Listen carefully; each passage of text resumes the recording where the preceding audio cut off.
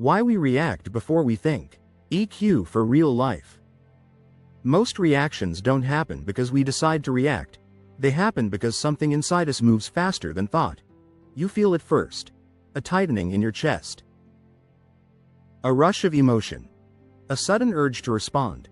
Only after that does thinking arrive. This isn't about controlling emotions. It's about understanding why reaction comes first, and what that understanding quietly changes. The myth of losing control. People often say, "I don't know what came over me," but that's not really true.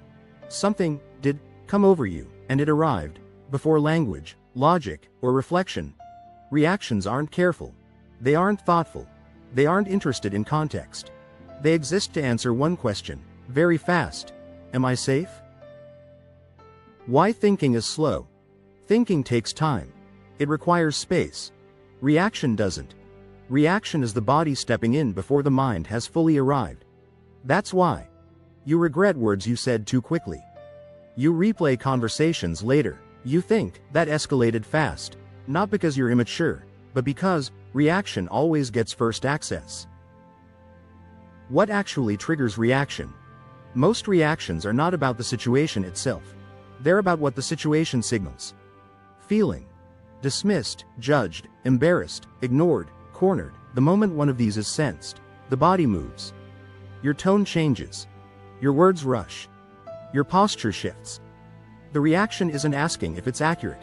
It's asking if it needs to protect something. The role of protection.